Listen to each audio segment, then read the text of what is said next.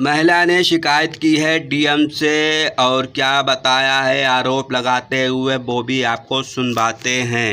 ये हुआ कि जो नवादा दोरोबस्त गांव है जिला शाहजहानपुर, वहां के रहने वाले हम नवादा दोरोबस्त के निवासी गायत्री देवी हैं और अवैध रूप से लेखपाल ने कानून ने मिल करके आप माने कि उल्टा सीधा कागज बना करके गांव वालों के मोहल्ले की जो सरकारी ज़मीन में जो कब्जा करे हुए हैं उन लोगों के साइन ले करके उन्होंने माने कि गलत कागज करके उन्होंने साइन करा के वो ज़मीन को बेच डाला। लेखपाल कानून ने बेच डाला और उमेश सिंह को उन्होंने लिंटर डरवा दिया।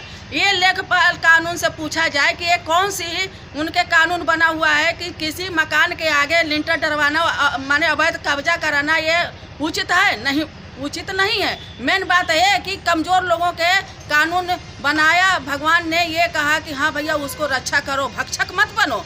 लेकिन लेखपाल कानून ने ये काम करके अच्छा नहीं किया और बदली भी करा लिया, ये काम करके बदली भी करा लिया। बताइए कौन सा कानून बनाया है? हम हर जगह गए हैं, थाना गए, दरबार, हर जगह गए, लेकिन हमारा सुनवाई कभी नहीं हुआ। लेखपाल ने गुमराह करता रहा कि हम तुमको रास्ता देंगे, रास्ता देंगे। आज हमारा क्या हुआ कि आज हम बाहर गए थे, थोड़ा काम के लिए गए थे, उसने लिंटर डरवा दिया और उसने अवैध कब्जा करवाई दिया। उसने मेरे को रास्ता दिया है, कितना दिया है? वो तलैया है, ग्राम समाज है और जितने लोगों ने साइन किया है वो सब ग्राम समाज में आ रहे। किसी को क्यों एतराज होगा? किसी के घर के सामने तो मकान नहीं बना है ना, लेकिन हमको एतराज होगा, जिंदगी भर रहेगा एतराज। क्यों कि हमारे घर का रास्ता बिल्कुल बंद कर दिया गया कानून ने।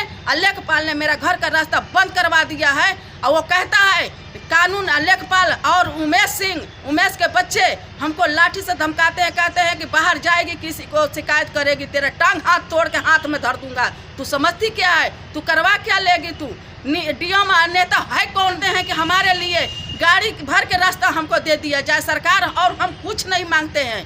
आपसे गुजारिश है कि आप सर्वे करें, सर्वे करके हमारा न्याय कीजिए।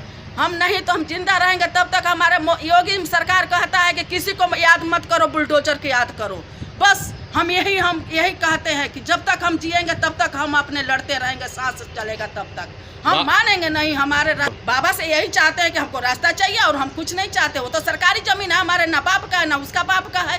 ये तो लेखपाल कानून अवैध कब्जा करवा रहा है। क्या करें? अरे कमजोर आदमी कब तक मार खाएगा? नहीं मार खाएगा। हम योगी के पास जा करके झंडा खड़े करेंगे, रोएंगे, चिल्लाएंगे, मर जाएंगे, लौट के नहीं आएंगे जब तक रास्ता नहीं मिलेगा।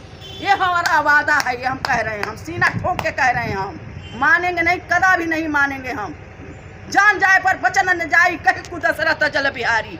हमारा जान चला जाएगा लेकिन मैं हारने वाली नहीं हूँ। मैं गाँव में जब कदम रखूंगा, जब मेरा रास्ता मिलेगा तब। वो धमकी दे रहे हैं, हमारे दरवाजे पे लाठी लेके आ रहे हैं। हमारा कोई बच्चों के हमारा कोई हानि होता है, कोई परेशानी होता है तो इसका जिम्मेदार हमारा डीएम होता है, सरकार होगा इसका जिम्मेदार, और कोई नहीं होगा। हम उनसे गुहार कर रहे हैं कि हमारे बच्चों की रक्षा, हमारा रक्षा हमारा डीएम साहब सरकार करें। इसीलिए हम आए हुए हैं। अरे हमला करते क्या? हमारे दरवाजे पे लाठी लेकर के आ जाते हैं कि जय माता को बुलाओ, टांग तोड़ के हाथ में धर देंगे। देखेंगे कौन साला डीएम मंत्री हमारा क्या कर लेगा।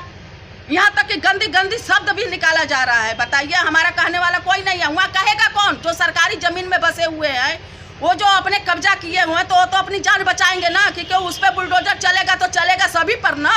तो साइन नहीं करेंगे तो करेंगे क्या? उनके आगे साइन करने के सिवा कुछ है ही नहीं, बचा ही नहीं है। बचने के लिए तो कोई तो कुछ करेगा। अबला नारी करेगी क्या? वो तो रोएगी, चिल्लाएगी, तराए भरेगी। ये कौन? योगी जी महिला को बहुत रक्षा कर रहे हैं, ये हम मानते हैं और हम योगी पे गर्व करते हैं। हम जिंदा रहेंगे तब तक गर्व करेंगे। योगी जी जिंदाबाद। हम जाएंगे, उनसे मिलेंगे, और जब तक हम लौट के नहीं आएंगे, जब तक हमारा रास्ता नहीं क्लियर हो गया, हम अपना ये समझ लीजिए कि योगी के कदमों पे हमारी जान जाएगी। समझ लीजिए, ये हमारी वादा है।